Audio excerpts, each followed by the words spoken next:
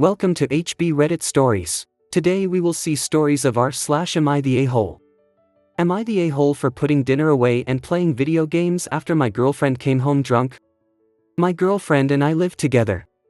I am 29 and she is 26. We've lived together for 6 months.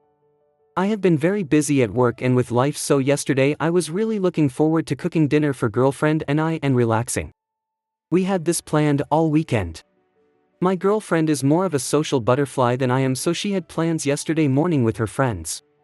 She had brunch at 11 and I was planning on having dinner ready by 6:30. I expected her to have a few mimosas at breakfast, but nothing too crazy. Maybe she'd get home and take a nappy nap before dinner. Basically, brunch turned into going to one more bar after, around 1 p.m. Which turned into more bars. Which basically became bar hopping all day. She was texting me insisting that she will be home in time for dinner, but by the way she was talking I could tell she was drunk. I started making the pasta around 5 p.m. Around 5:30 I saw on her Snap story that she was doing shots at a bar in a completely different neighborhood of Chicago. I didn't want to be the boyfriend who nags, so I let it go. I was getting seriously annoyed because I was thinking, oh great, she's gonna be hammered for our nice night we had planned. At 6:30 she was not home yet. I saw on her location that she was now at a different bar from where they were taking shots at. I ate and asked my friends if they wanted to play PlayStation, so I packed up the food, put it in the fridge and hopped on PlayStation with the boys. Girlfriend arrived home around 7:15 p.m. clearly drunk. She asked what the F I was doing and what about dinner. I said she was late, and dinner was done, but it's in the fridge so she can heat some up if she wants.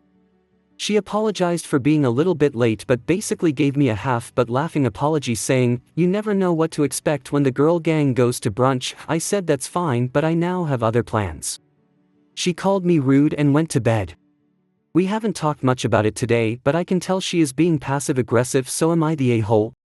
Edit. Oh, and she also went and said my dinner didn't look very good, so she door-dashed Taco Bell. Top comments. Enjoy dating an a-hole then. She bailed on your dinner plans. Didn't apologize. Bragged about her friends. Called you rude, WTF. Insulted your food. And is now passive-aggressive. She has no respect for you. And this will continue until you dump her.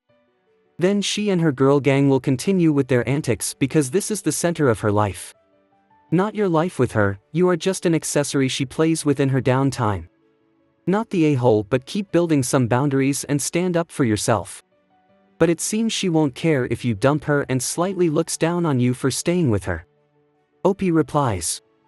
To be honest, I do get annoyed sometimes because it seems that girl gang is always priority. There's always some long explanation about why she has to do whatever the girls are doing. Not the a-hole, like you said, she was home almost an entire hour late. Did she seriously just expect you to sit at the table with a cold dinner twiddling your thumbs and waiting for her? And the fact that she just door-dashed her own food and insulted your cooking is even worse. Your girlfriend doesn't sound very mindful of you, your time, or your efforts. And the fact that she's giving you the silent treatment to try and make you look like the bad guy is even worse. Honestly, she put her girl gang ahead of you. I would stop and reevaluate your relationship with her. Has she frequently been picking her friends or other things over you? OP replies. Yes, it does seem like that sometimes. I try to let her have her own life. There was a recent situation where we canceled dinner plans because one of the girls had a tough day at work and my girlfriend just had to go sit at the pool with her all day because she was sad. I was thinking, dude, your friend is in her late 20s. Does she really need you to sit with her all night because she had a rough day work? Like we don't all have rough days. Not the a-hole. She prioritized getting drunk with her girlfriends over you. If this was a one-off, recommend letting it go, but if this is a regular event then she lacks respect for you. OP replies. It's not super duper frequent, but there is a slight tendency to be out later than she originally says, or one plan will turn into something else. Not the a-hole. That was very rude and childish of her. I saw in the comments that this isn't the first time she's been out later than expected and ruined your plans together. And that was a really long day of drinking. Are her late returns home often due to her drinking, or was this a one-off? The insult to your cooking as a coup de grace was awful. Opie replies. Her late returns are usually due to her just being out, which involves drinking, or if it's not a drinking activity it comes from adding another activity onto it last minute. Like X, going to the gym with her friend turns into going to the gym and lunch after. Or getting her nails done with a friend turns into nails and sitting by the pool for a bit after or going shopping. Next story. Am I the a-hole for telling my sister he's just a kid isn't an excuse for a 13-year-old?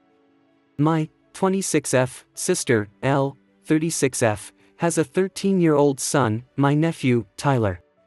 Yesterday was my dad's birthday. To get the picture, it was me, L, our other sister, our aunt and uncle and our 3 cousins. The middle one of the 3 cousins, Grace, 32F, has a daughter Brooklyn, 12F. Tyler and Brooklyn were the only kids there. Brooklyn recently broke her ankle and needs crutches for a few weeks. The kids were mostly in the living room, whereas everyone else was in the kitchen/dining room. I didn't think to check on them much because I thought 13 and 12 were old enough to know not to do something super dangerous like break a window. Besides, the living room is pretty close to the kitchen. We heard something crash down the stairs, followed immediately by shouting. Everyone's first instinct was to rush into the room, and so we did.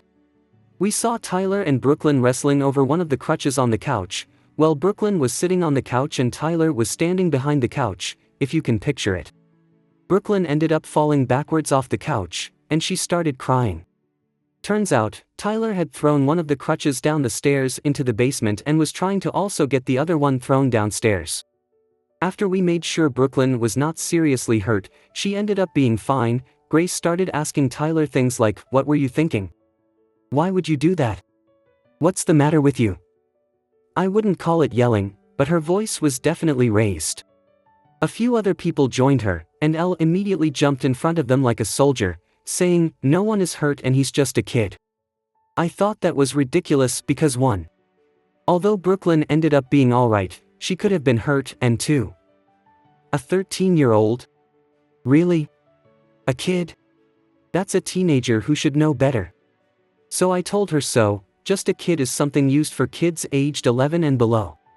After that, it's not an excuse. Elle thought everyone overreacted, and she was pissed, especially at me. My God, really? And for anyone asking, I don't know why Tyler did that. Really, I don't. Maybe he thought it'd be funny or something. But since Elle is so pissed off, I'm wondering if maybe that was a line not to be crossed. Or maybe I'm overthinking, because what the F? Well? Top comments. Hell, not the a-hole.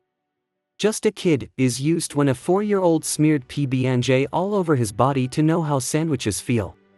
Not when a teenager is purposely trying to harm an injured person. And I know why Tyler did that. Because his mom is an enabler who will not make him face the consequences of his actions. He probably knows his mom will come to the rescue and dismiss his misbehavior. I don't know that just a kid has an absolute age limit. But for something like this, taking away a mobility aid, 6-year-olds would know not to do this. Maybe he was trying to be funny, and if so, he should get a very clear message about how not funny it way. Maybe he's a bully. I don't know, but mom trying to protect him from the consequences of his actions does him no favors. The fact that everyone thought Tyler was being a little jerk should tell Elle something, but she seems motivated not to hear it. Not the a-hole. Not the a-hole. Did your nephew explain why he did what he did? Opie replies. Unfortunately, no. Next story. Am I the a-hole for telling my sister she's not really the kind of mom she says/thinks she is? My sister, we'll call Kamantha, 40s, is much older than me, mid-20s. Kamantha is a mom and it's her whole personality. She constantly posts on social media that her home is open to any kid who might not feel like they have a place to go. She gets real into it, and every 5th or so post is one of those memes about being the cool place to crash. Or that she wants to be the house where all the kids can just walk in and grab a soda. She has her kids' friends call her Mama K, whatever. Recently we were talking on the phone and she cursed and said, "Not again," and said she had to be quiet so no one knew she was home. She then ranted about her neighbors who yell and scream all the time, and their daughter who we'll call Annabelle, 7. I guess Annabelle and Samantha's daughter, Petal, 8, are friends. Annabelle comes over every day, or tries to, rings the bell and sits on the porch if they aren't home, etc. Samantha said when Annabelle comes over she's always asking for food and Samantha feeds her most days. Samantha said that Annabelle's older sister, Betty, 15, refuses to go in the house when the dad is home. She will even sleep on their porch. To me, this screams that these girls are at the very least food insecure, likely neglected, and possibly abused. Samantha said that she was just done dealing with someone else's kid. I laughed and said, "Huh, so much for all those Facebook posts, eh?" Oh, was she pissed? She asked me what I meant and I said that she posts about being the cool mom and the place all the neighborhood kids could crash, but then when someone actually seems to need that safe place, she's hiding in her bathroom and pretending she's not at home. I said that I guess she's not really the kind of mom she says she is. She went mental, screaming at me about how I don't know anything. Granted, Samantha said that she'd be fine with it if the girl didn't bully Petal in school. I asked her what Annabelle had done to bully Petal, and she said that occasionally Annabelle doesn't sit with Petal at lunch and one time kicked mulch at her during recess. To me, these didn't sound like bullying but like typical playground conflicts, and frankly a pretty weak excuse, and I told her so. Anyway, Samantha isn't talking to me currently and keeps sending me hateful texts about not knowing anything about kids. While I 100% don't think she's responsible for dealing with Annabelle, I do think she's being an a-hole for saying she's that kind of mom online, but then, not actually doing it when it's happening in real life. So, am I the a-hole? Edit, I did ask during the call if she had called CPS on the parents. Samantha said she doesn't have enough evidence to make a report. I told her that sleeping outside rather than inside because the dad was home was evidence, and she told me to shut up and not tell her what to do. I also live 3 states away and don't know any of the addresses or even the streets that Betty/Annabelle live off of, so I don't actually think I can call CPS, as all I have is a third-hand conversation as evidence and no specific location. Top comments. Why is nobody calling child services when a young girl is so afraid of her dad that she sleeps on the porch? Opie replies. I did ask her during the conversation if she called CPS. She said she doesn't want to rock the boat when she doesn't have concrete evidence of anything. I told her that sleeping on the porch rather than being around a parent is definitely evidence of something, and she told me to shut up and stop telling her what to do. Meanwhile, has anyone done anything to actually help these 2 girls? The part about a 15-year-old sleeping outside versus in the house if her dad is there makes me extremely suspicious. Not the a-hole, but maybe have an honest talk with your sister and encourage her to contact CPS or something. Someone really should, if these details are all accurate. No a-hole here, but I feel so bad for Annabelle and Betty. It sounds like you gave your sister a bit of a reality check and now she's questioning her identity as the cool mom, or at least mad at you for pointing out the hypocrisy. She's technically not responsible for Annabelle, and I bet it gets really frustrating having an extra mouth to feed, not to mention 8-year-old to entertain, all the time. But, put up or shut up, right? I probably wouldn't antagonize her anymore about it, but maybe it will make her reevaluate what she shares online. Has anyone called CPS on Annabelle and Betty's parents? They should definitely have an issue with the older one sleeping outside rather than be around her father. Few things. 1. Not the a-hole, her reaction screams insecure. She knows that she's putting on a performance. As most people do online these days. She is not the mom she thinks she is. And she's worse than she thinks she is. What kind of person complains because a child wants to eat food after boasting so heavily about being the person that wants to give food and a safe place to others? A weird and performative one. 2. CPS should be called. If not by your sister, then now by you. Sleeping on the porch because you're terrified of a parent does not scream teenage angst, petulance, or dramatics. It screams that something is wrong. Very, very wrong. Hierarchy of needs states the most basic things you need to begin feeling safe are food and housing. Clearly, both of these girls are lacking in one or the other. 3. Your sister is ridiculous. I hate parents and people that show themselves as one way online, but act completely differently offline. And I understand that that is the world we live in, but as somebody who quite literally has never done that, it infuriates me to no end. If she wants to be the cool and safe house where all the kids feel they can come, then she needs to own that. But what a disservice she is doing to kids who maybe see her post, or have heard her talk about how she wants to be that household, who want to utilize that only to be met with passive aggressiveness and anger. And maybe it's not up front, maybe she doesn't act like that in front of the kids, but people can read energy. Kids and teenagers especially. She either needs to stop promoting herself as that mom, or start acting like it. For, not only was your comment accurate, I'm glad you made it. Someone needed to tell her, she needed to hear it. Not the a-hole. Next story. Am I the a-hole for asking my wife to spend all her savings? I'm a 34 years old am married to the love of my life a 33 years old F. My wife is kind, nurturing, and motivated in her career. She does a lot for me at home since I work long hours. We married 4 months ago. Dated for 8 years. We're both easygoing and have the same sense of humor and rarely argue.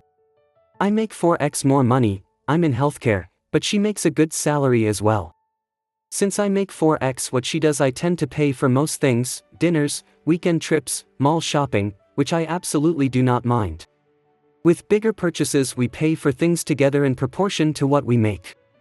She's usually okay with paying her share of things, 1/4 of the rent and groceries, and will sometimes offer to pay for dinners and dates. She's very close with her best friends, she has 4, they're great people, but they're basically attached to the hip and talk daily in a group chat. Which is fine, everyone needs a support system. I have similar friends. Her and her 4 friends have a combined savings account together for investing in something together. They've each been putting in a few $100s per month each. I've known about this for years and didn't love the idea initially, which I expressed. But she was adamant she wanted this, and at the time we weren't hurting for the money, and it was ultimately her money and her decision. We are now looking to buy a home, in one of the most expensive real estate markets in the US. She expresses that she doesn't have much in her own savings but has $20K of her own money tied in with her friends' combined savings. Over the last year they've been told by 2 financial advisors that 5 people attempting to invest together in real estate or stocks or a business wasn't a great idea. And they also recommended to split the funds to 5 separate accounts since the account is under one of the friends' names and there are tax implications for having that amount of money to her name, $100K. The homes we're looking at need around $60-70K for a down payment. I stated I was willing to spend nearly all my savings for the down payment for a home, $50K. So I told her she should pull that money from her joint friends account to help with the down payment. It's a huge purchase and I don't think it should be my burden alone. She got really upset and told me, I don't want to touch that money, I promised my friends it would be for investing together, we should look for a less expensive home then, maybe a fixer-upper. She then stated, it would be easier for you to accrue the money back since you make so much more.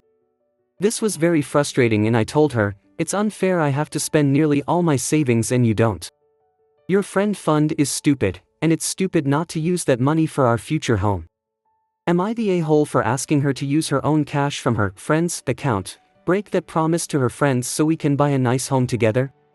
Top comments. Wait, so she and her friends have a shared savings account that they've been adding to together with the intent of eventually investing in, as in the money is currently just sitting there in one person's account? Not the a-hole, that is absolutely ridiculous.